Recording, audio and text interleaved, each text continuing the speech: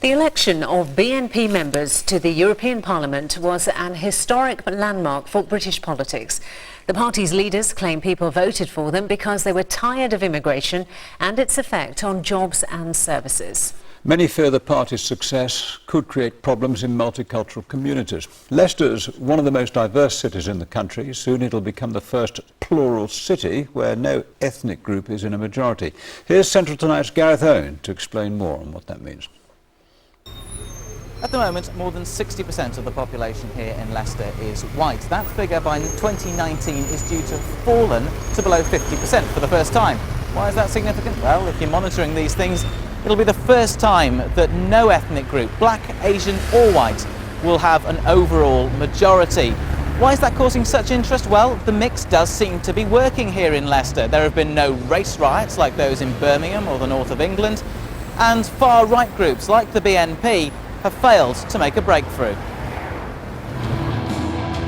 Cultural life in Leicester is among the most diverse in the country, with white, black and Asian backgrounds all strongly represented. A mix of cultures and a reason to celebrate. Leicester's multi-ethnic roots go back a long way. The most significant development came in the 70s. 50,000 Asians living in Uganda were expelled by the country's dictator Idi Amin. Half of them came here to Leicester, despite some initial hostility. Well, I've given it a bit of thought, and I think we've got enough here to start with. It won't help the situation whatsoever, will it? Do you think there'll be problems with housing and jobs? It should, yes, and it'll put the price of properties up again. There's too many people coming to Leicester. I mean, we're having them come all the time, every day. So You don't like them? no, Why is that? don't seem to get on with them. Have enough of the coloured ones as it is. The new arrivals settled in a rundown part of the city, and they transformed it.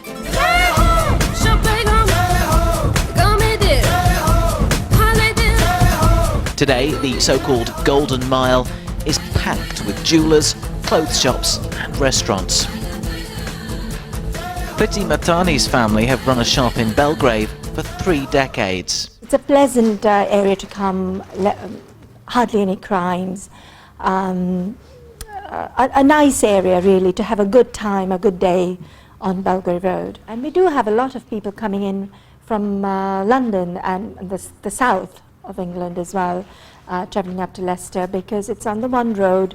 You can get everything that you may desire Asian. In the 25 years we've been here on Belgrave Road with a sari shop, from my personal experience, you know, the area is very culturally diverse, but at the same time we have a lot of the host community input. So we work it's a truly multicultural city, really, I would say. It's this huge economic contribution and the cultural diversity which comes with it that many people here celebrate. But as Leicester approaches that plural city landmark, some aren't happy.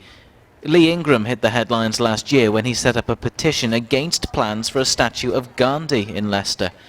He rejects the whole notion of a plural city.